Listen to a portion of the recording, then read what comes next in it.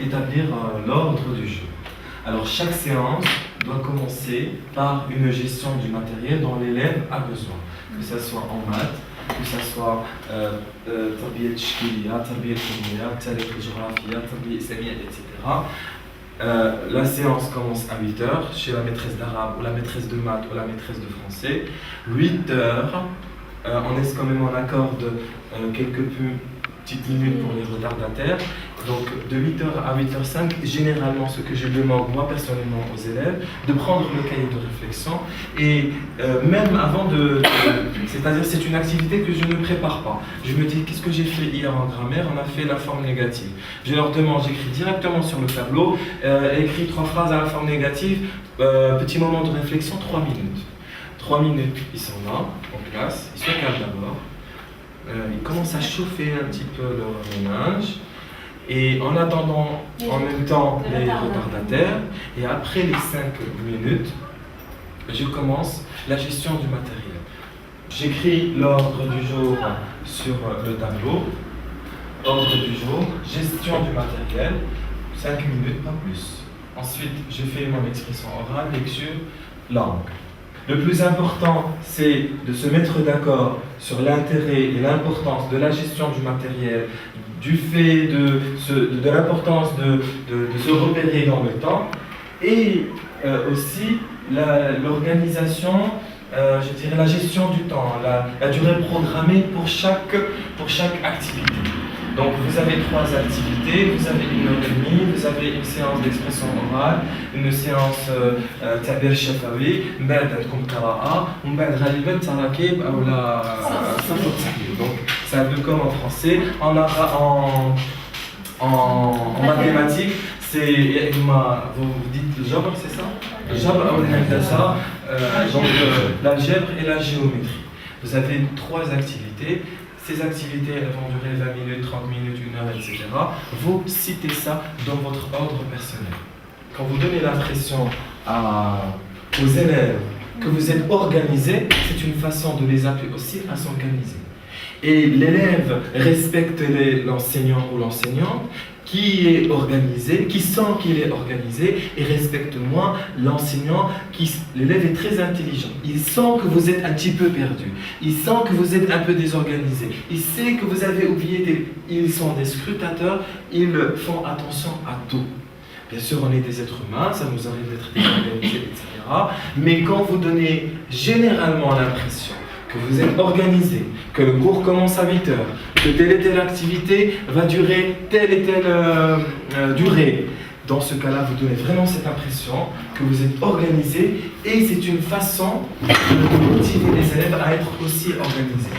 Chaque activité accomplie est mentionnée dans l'ordre du jour.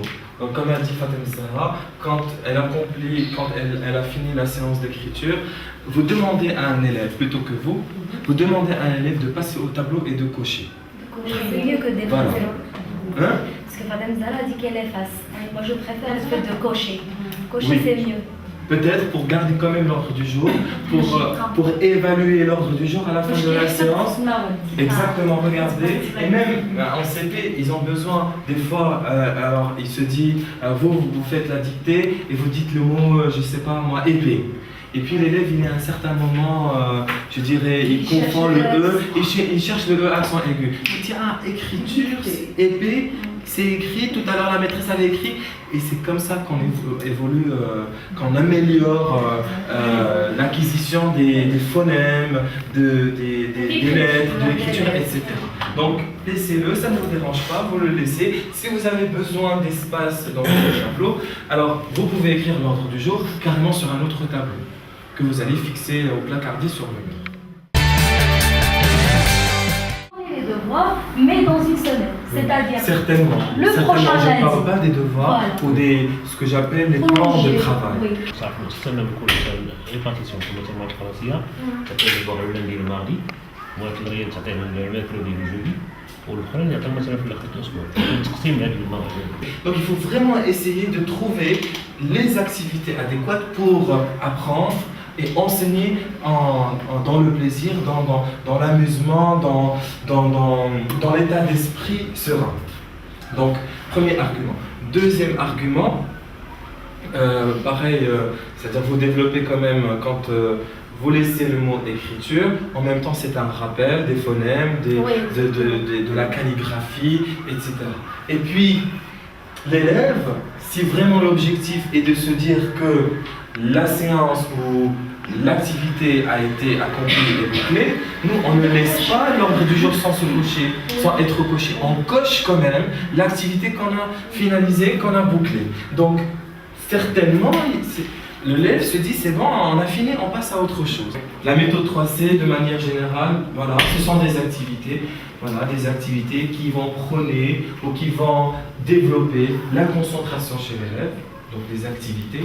Vous jouez un petit peu sur le psychique de l'enfant quand vous lui dites quand tu vas respirer, quand tu vas faire cette séance de relaxation, tu vas te sentir beaucoup plus à l'aise. Vous réagissez sur l'inconscient et en même temps, Dieu merci, la respiration aide les enfants à se relaxer, à reprendre les souffles pour finir la journée.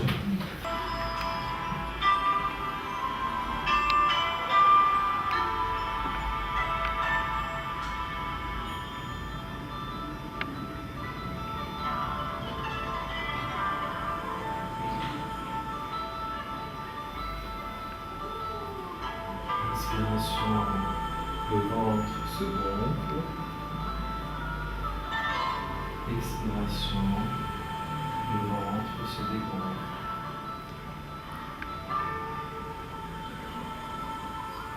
Il faudrait d'abord essayer, et je pense que ceux qui ont essayé, il faut d'abord essayer pour juger. Ceux qui ont, moi j'ai essayé, j'ai jugé, ensuite j'ai fait part de cette méthode. Certains d'entre vous ont essayé, même celles qui n'ont pas été présentes, ils ont essayé, ils ont jugé.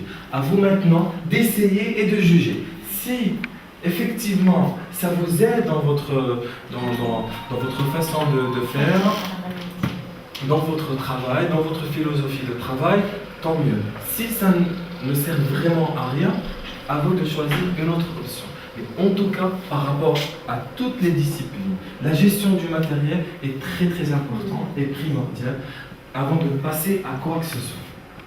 Qui a essayé l'ordre du jour? Qui a essayé l'ordre du jour? Si je passe dans une classe, qui je trouverai voilà. Oui. D'accord. يمكن سمعت انا في فقره الزهراء كنتناقشوا وتكلموا عليها واستعملتها في المستوى الثالث. داكور. جدول الاعمال. جدول الاعمال. جيت تنديرها في السبوره شنو المواد اللي عندنا. داكور. عاود حتى شي كتاب ما نشوفو الا المواد اللي هما في السبوره.